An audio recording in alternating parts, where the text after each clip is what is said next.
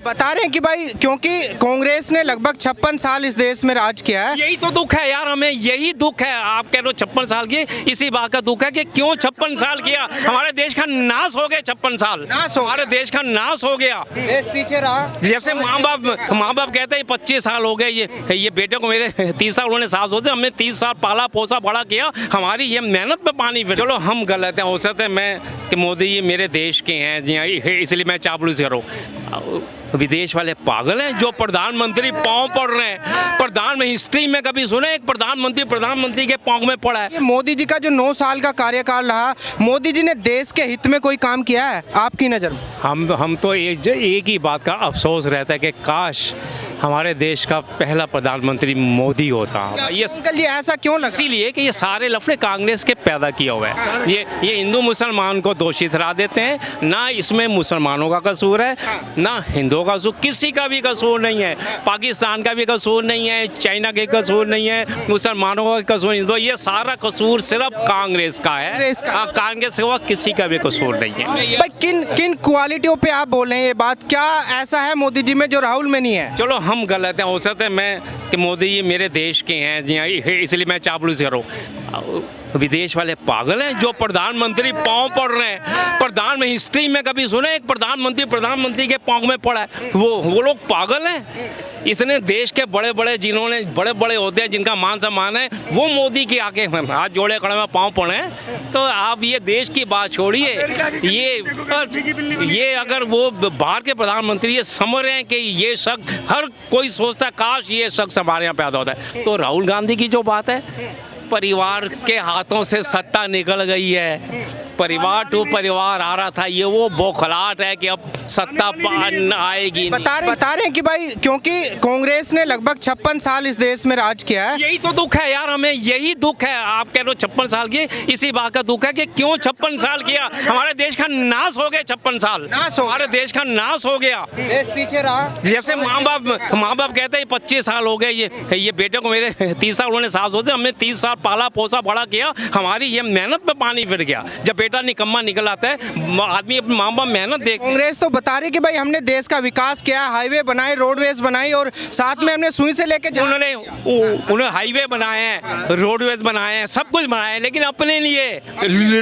लोगों के लिए नहीं बनाए। जो कुछ किया अपने लिए किए, कांग्रेसों के लिए किए, नेहरू के लिए किए, नेहरू परिवार के लिए किए उन्होंने। जो कैसे बता रहे कि भाई एक चाय वाला देश नहीं संभाल सकता, उसको इतनी नॉलेज नहीं, तो वो गलत फहमी दूर तो हो गई कि मैं जब कह रहा हूँ कि कांग्रेस के सिवा भाई साहब इस देश को कोई नहीं चला सकता। वो देख रहे कि चाय वाला चला रहा है, बढ़िया चला हो। हम तो सोचते थे हमारे कपड़े तो इंग्लैंड से धुल के आते हैं, हमारे कपड़े इस लायक हो गए हमें इंग्लैंड से भी नहीं धुला सके। यही तो दर्द है कि चाय वाला इस देश को चला रहा है, ये कहानी और कुछ नहीं है। वो जो नहीं सोच सकते थे वो हो गया है, इसलिए बौखला रहे। मोदी जी 2 बार पीएम रह चुके हैं, तीसरी बार का चुनाव लोकसभा चुनाव 2024 में। मोदी जी 100 बार इलेक्शन हो गए तो 100 बार आएंगे, 100 बार आएंगे। 2 बार की बात करो, अब 100 बार आएंगे वो। अभी 5 बार क्या कह रहे हैं? अभी 50 बार, 50 साल कंटिन्यू मोदी, अभी 50 साल कंटिन्यू मोदी। कांग्रेस खत्म हो जाएगी इस देश से। ये एक दो सुन लो जी, भाजपा अभी 30-35 साल तक, यानी 30 साल 35 साल तक नहीं हट सकती, क्योंकि उनके पास एक से एक नेता है। मोदी है, फिर योगी है, फिर अमित शाह है, फिर राजनाथ सिंह है, 5-7 नेता है। इनके पास तो कुछ है ही नहीं। बता रहे कि भाई 1 सेकंड का टाइम दीजिए। बता रहे कि भाई मोदी जी ने किसी को मकान दिया है नहीं दिया है, लेकिन जिनके हैं उनके तोड़ जरूर रहे हैं। भाई देखो, जो आपराधिक प्रवृत्ति के आदमी हैं, जिन्होंने गलत जगह को कब्जा कर रखा है तो उनके तोड़ रहे हैं, उसमें कौन सी बुराई है? क्या ये तो काम राहुल गांधी करते थे, कहीं से भी लोग आ जाएं, कहीं भी जगह दे के बसा देते थे। क्यों बसा दे रहे हो भाई? बाहर से कोई शरारती स्थल थोड़ी है। राहुल गांधी ने जो भी कुछ काम किया है वो उन्होंने इलीगल काम किया है। सब कुछ अपना। क्यों अपना भाई? जब देश के आपने बंटवारा धर्म के आधार पर कर दिया, ये रोहिंग्याओं की कॉलोनी क्यों बसा रहे हो? क्यों बसा रहे हो भाई? ये किसको परमिशन दिया है? किसके टैक्स से पल रहे हैं? आप सरकारी हॉस्पिटलों में चले जाइए, आपको सब शरणार्थियों की लाइन लगती है। यहाँ का जो जनता है, जो टैक्स देती जनता है यहाँ की, उसको गवर्नमेंट का 1 रुपए का लाभ नहीं मिलता। अभी नई संसद का उद्घाटन हुआ, उसमें 21 पार्टियों ने मोदी जी का बाइकआउट कर दिया, क्योंकि उन्होंने राष्ट्रपति को जो है संसद भवन के उद्घाटन के लिए नहीं बुलाया। आप नहीं समझे, ये हमारी सोच नहीं है, ये राष्ट्रपति की सोच होनी चाहिए। जो संसद भवन होता है उसमें प्रधानमंत्री से लेकर के एमपी तक वहाँ के कर्मचारी बैठते हैं, तो वहाँ तो राष्ट्रपति का कोई मतलब नहीं था। राष्ट्रपति को जब राष्ट्रपति कोई नया भवन बनता तो उद्घाटन कराना चाहिए था। तो मेरा अपना इस पर भी आप जन समर्थन करा लो, लोग कहेंगे मोदी जी ने किया तो सही किया, मोदी जी ने किया तो सही किया। मोदी उसमें एक बात को लेकर बड़ा विवाद हो रहा है। तो गुलामी की पार्लियामेंट नहीं थी, आज़ादी के पहले की, ये लोग उसमें बैठते थे, इनकी मानसिकता खराब हो गई थी। अब जब ये नई संसद में बैठेंगे तैरे ताज़ा होकर तो नए ढंग से बढ़िया कानून बनाएंगे और देश की जनता में उसका बढ़िया से इम्प्लीमेंट होगा।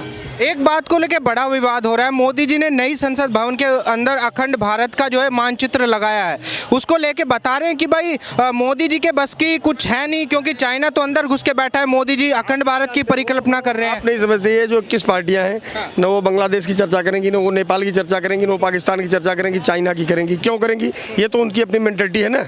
वो तो राहुल गांधी वहाँ भी चले गए थे, चाइना में भी हल्ला करने के लिए कि भाई वहाँ तो लोकतंत्र खतरे में है, यहाँ लोकतंत्र खतरे में है, लेकिन चाइना से नहीं पूछ रहे 16,000 मस्जिद तुमने क्यों गिरा दिया। उनसे ये बात नहीं पूछ रहे हैं, लेकिन वहाँ कह रहे हैं कि हाँ हिंदुस्तान में मुसलमान खतरे में है। लेकिन हिंदुस्तान का मुसलमान कहता है कि मैं तो खतरे में नहीं हूँ, मैं तो बहुत बढ़िया ढंग से चल रहा हूँ। जो काम करने वाले हैं, जो नहीं काम करने वाले वो परेशान है। बता रहे कि भाई मोदी जी जिस 56 इंची का दावा करते हैं वो तो कहीं दिखाई नहीं दे रहा है। अब भाई अंधे को तो नहीं दिखाई देगा, जिसने कभी 56 इंची सीना करके न काम किया न जनता के बीच में गया, तो उसको तो नहीं दिखाई देगा। फिर ये विरोधी पाकिस्तान भी लगातार आंखें दिखा रहा है, उधर चाइना अंदर घुस के बैठा है, मोदी जी कैमरे के सामने हवाई बातें करते हैं। आप बताइए पाकिस्तान की क्या हालत है, वो क्या इंडिया पे आंखें उठाएगा? उसकी जितनी आबादी है ना, मेरा ख्याल है 22 करोड़ आबादी है। हिंदुस्तान की इतनी जनता है कि वो बॉर्डर पर पेशाब कर देगी, डूब जाएगा, सारे परमाणु बम वहीं रह जाएंगे। क्या बात सच कह रहा हूँ, इसमें कोई गलत बात थोड़ी कर रहा हूँ, सच है ये। वो उसकी कुछ कहानी नहीं है, ये जो मनगढ़ंत कहानियां हो रही हैं सब अपने देश के ही लोग कर रहे हैं, और खास करके कांग्रेस के लोग। मोदी जी की सरकार में दुखी वही है जो चोरी करते थे, जो भ्रष्टाचार करते थे, जो भ्रष्टाचार की कमाई खाते थे, वही परेशान है। बता रहे हैं कि अब तो सब कुछ ऑनलाइन कर दिया है, जिससे जनता परेशान है। हम करें जो ऑनलाइन नहीं भी है वहाँ भी लोग ईमानदारी से काम कर रहे हैं तो सही कर रहे हैं। जो ऑनलाइन कर रहे हैं उनकी तो कोई बातें नहीं है।